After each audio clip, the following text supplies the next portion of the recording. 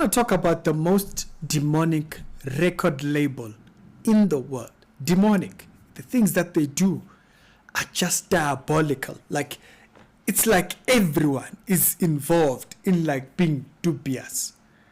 Of course, it would be none other than the Carter family.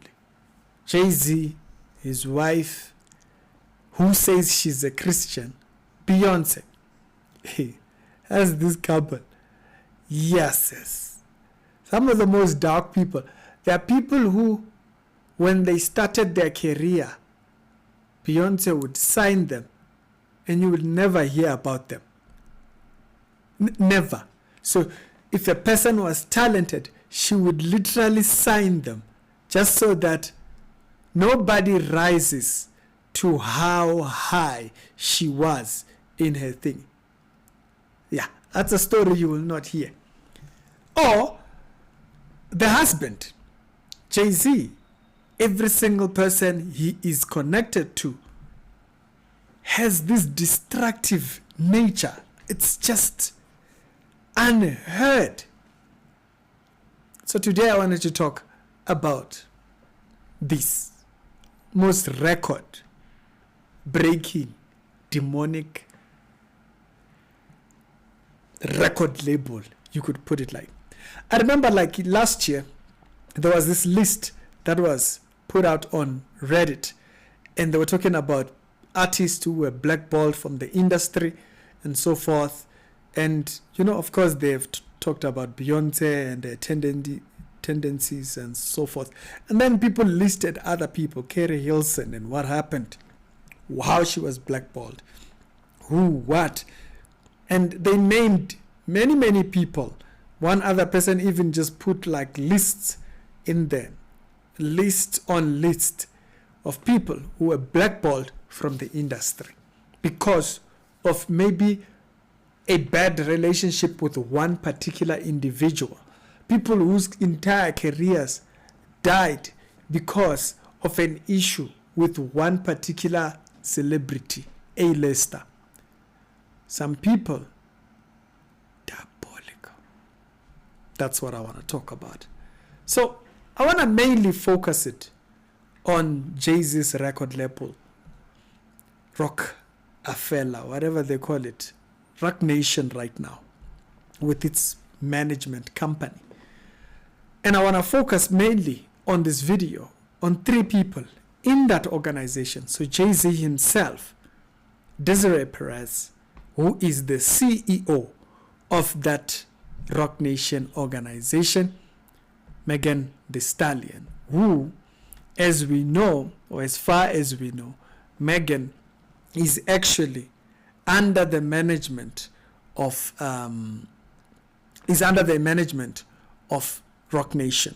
Okay, and so as it shows clear there, the companies she's signed to, and also she's under Roc Nation, as it says she signed there. So Megan had a situation, and it led to someone right now serving 10 years in prison for something they didn't do. We have proof. I mean, like, imagine as a civilian, you have a video that shows she lied, but yet someone is in jail and they can't do anything about it. Like, even the court don't care. There was a judgment that was handed down very recently that goes towards those. But first, let's start first with the people at the top. Let's start with Desiree Perez, the CEO of Roc Nation, the company owned by Jay-Z. How diabolical is this person? Now, if a person has an issue with their own child to a level where their own child is trying as much to get away from them, that tells you how far dark that person is. South Florida woman is taking legal action after she says she spent nearly 2 weeks in mental health institutions for no legitimate reason. She claims in a recently filed lawsuit that it was orchestrated by her own mother. I can go home. No, you cannot. Why? Because you're being very corrective. Body camera video shows the moments Broward deputies encouraged Demore Hadley to get into this pickup truck with people. Demori is Desiree's child, daughter to be specific. But she wants to control this child. This is not even a child, it's an adult. She wants to control her so much that because of how much money she has, she's gone as far as committing her own daughter to the institution just because she can't control. Because she wants to control her, not because there's anything wrong with the daughter. There is nothing. The daughter had to go file a lawsuit because a psychiatrist recommended what, and they held this girl for no reason whatsoever. Well, she says she didn't know. I can ride with you and you guys take me? You're going to be in handcuffs, so the dog's not going to be able to come? I don't want to be handcuffed. Okay. Demori says they took her to a hospital for a mental health evaluation after this doctor signed paperwork saying she was a risk to herself. What he told me was, we received a call from your family that you tried to me the night before. A doctor The doctor lied because of the influence of the mother, Desiree Perez, who is the CEO of Jay-Z's company, Roc Nation. Now that's the motherhood. You can go and research this story, Desiree Perez, the dark side of Desiree Perez, and it will come up. That's how dark a woman is. Her own daughter committed. Now, dares go so far that even in places where you wouldn't expect her, you will hear her name. For example, there is a YouTuber by the name of Academics. He covers like hip-hop news and all those type of things. During the period of Megan Thee Stallion's court case, when the whole thing was happening and whatnot, Roc Nation lawyers, sent, of course, by Desiree Perez, went to question Academics. And when they questioned Academics came out and he showed that the lawyers were showing who sent them in the chat. And you'll see he shared the screenshot of the deposition when it was happening. He was recording it. And you can see one of the lawyers right at the top saying, tell Des that he couldn't even wait for the deposition to start posting about it on social media, speaking about Academics, showing that Desiree Perez was involved in the whole situation in a case that has nothing to do with thing. But because Megan Thee Stallion is under the label, they are there like interviewing this guy for like 5-6 hours and whatnot and all this kind of stuff to get information. And they were asking him questions about all kinds of things, even things that are not even related, sent by Des. Sent by Des. These stories, you can go and look them up. Over the last couple of months, this has been happening. That's Des. Okay? Now, this takes me to Megan. Megan had a case. She claimed that a musician by the name of Tory Lanez shot her. Tory Lanez right now is serving a 10-year sentence on the claims that she was shot by him. Okay? There is footage from the police, a body cam video, and you can hear her. Remember, she said, he shot me, blah, blah, blah, blah, blah. But listen to what she said to the police. Dad, do you think we can go to jail? And just, I don't know, we're trying to figure it all out. Do you think we'll go to jail? As long as you guys cooperate with us and you guys tell us what happened, we'll go accordingly, okay? That's it. But if you guys are not telling us, if you guys are, then I don't think really cannot go to jail. Okay. I cannot have that on my image. Okay. She says she cannot have been going to jail on her image and stuff. So how did that happen to you? Glass? Where?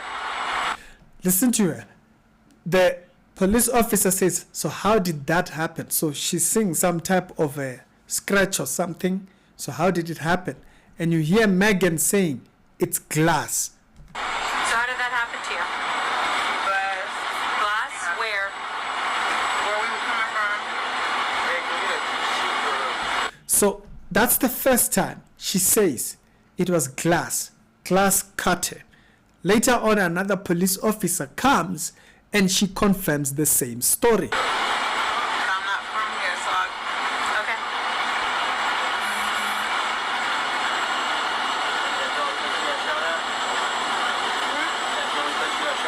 I didn't get shot. Right there, the police officer asks her, what happened to your thingy? She says, you got shot at? She says, no, I didn't get shot. Literally. Bear in mind, she got this man arrested on that. But now, there is video showing her saying the exact opposite twice. I didn't get shot. Oh, you did it? So, right there, she says it. So why is Tory Lanez in jail? Why is he in jail if you didn't get shot? She didn't care. She wanted the man. And of course, looks like Rockefeller really just does not want this guy out. They want him to rot in prison over something he did not do. Very recently, his lawyers were trying to kind of like go out and actually appeal so that the case can be retried, because this is clear evidence. And guess what? The judge said they don't want to hear it. Even if there is details that are clearly lies that were presented to show that this man was guilty, showing the opposite, the judge said doesn't care. Does that sound like there's a dubious hand involved? I'll leave that one for you. Now, another thing that kind of led this man in trouble, Tory Lanez, is one of the lawyers that has been said. According to Tory Lanez, this lawyer was a lawyer that he hired first. Her name is Sean Hawley or something like that. She's a popular attorney or something. So Tory Lanez had this lady representing him, and she tried to get him to take a plea deal instead of fighting the case. It's like, hey, I didn't do it. This lady tried to get Tory Lanez to take a plea deal. Like, no, just kind of like, agree. I said, no, I didn't do it. Why would I be there admitting to something I didn't do? She tried. And the moment he refused, this lady dropped out. She refused to go. And guess what happened later on? This lady is, let me just pause, open the Wikipedia. There's a TV show that comes out called Reasonable Doubt. And if you scroll down in the credits, you can see executive producer is who? There she is. Executive producer. She is there. On this show called Reasonable Doubt. It is a TV show about lawyers, I guess, something along those lines. But now, do you know what's funny about that? Is that Jay-Z had an album called Reasonable Doubt. And guess what? If you actually go back to that page where the show is actually seen, and you scroll down, right? You scroll and you read the names of the episodes. You read the names of the episodes. Season 1, Can't Knock the Hustle. Okay, no problem. 99 Problem. That's a song from Jay-Z. Renegade. That's a song by Jay-Z. Song Cry, that's a song by Jay-Z. Season 2. Season 2. Encore. Okay? Scroll down. Lost One. That's season 3. Lost One. That's a song from Jay-Z. Run This Down. That's a song from Jay-Z. That is The Evils. That's a song from Jay-Z. Now bear in mind, this is the attorney who tried to represent that guy and told him, no, just say you did it. And when he refused, and before you knew it, she had a show over there. And to show where the influence comes from, the names of the episodes in the 3 seasons are directly this man's songs. They're not even hiding it. That was the attorney that was there to try and represent him. And you will remember in one of those songs, in season 3, this particular episode called The Evils. The The Evils thing, as I mentioned, Jay-Z has an album called Reasonable Doubt, which is the name of the show. But he has a song as well called The Evils, right? And even if you listen to the lyrics and the things that are said there, said inside that particular song, doesn't believe in God, he prays in God. That's wicked. He's admitting that's wicked. That's the life he has chosen, never to have to forgive, to ask for forgiveness for his sins. In that song. These are the lyrics from that song. Okay? And then another part talks about the dangers of growing with this money. Money power changes us. And now it's lethal. It's now causing them to be affected by these devils. Basically, evils, devils, basically. Later on in the very same song, it says, we used to fight for these blocks. The buildings, basically, is talking about the fight between drug dealers and whatnots and all those things. It's the closest of friends. When we first started, we grew apart as the money grew.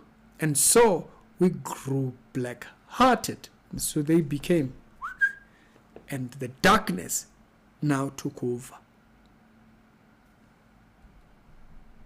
These people, man.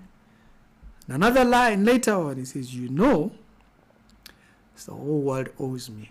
So strip. So basically it feels like the whole world owes him. When a person has this idea of being in charge, feels like he's in charge. So basically when he says, feels like the whole world owes him. So strip, basically, that's a position of, I'm about to stick you up, I'm about to rob you, basically. Later on, he even speaks blasphemy about God. He goes as far as speaking blasphemy about God. That even if Jehovah could witness, but he will never testify. I'm like, yeah, no. People are out here doing the most. Straight out in public, praying for the destruction of other people. Straight out demonic. It's not even excusable. Straight, right before everyone's face. Some people, when you hear about them being devilish, trust me, there's something to it. This is not by coincidence. The CEO fighting her daughter to a point of wanting her committed for no reason, using her money and influence to do all of that. Megan Thee Stallion going as far as getting someone arrested who has done nothing. Proof in her own testimony in video before the police. She says it. And still, the court says nothing. There's an influence. Killing careers. Many people have come out to say Jay-Z's problem is this. They have said it before. Even 50 Cent at one point, he did speak about how Jay-Z tried to block him from being one of the stars that actually did the halftime show. And it was Eminem who said, no, he must come. It was actually Eminem who got him to go there. But Jay-Z were trying to block it from happening. The only reason it happened is because Eminem refused. He said, no, he must come. You can't have Dr. Dre, him, Snoop Dogg, people who are under Dr. Dre's record label and not have 50 cents. He's been known to be like this. The evils. You see those evils that he keeps talking about there? Really there. Some people are diabolical. The day they had money was the worst day of everyone's life next to them. When you hear about these things, it's not always that it's spiritual. For some of them, it's live. You can see it. It's things you see within the news and all these things. It's very telling. I'll tell me your thoughts down in the comment section. It's Ricky, and I must see you later.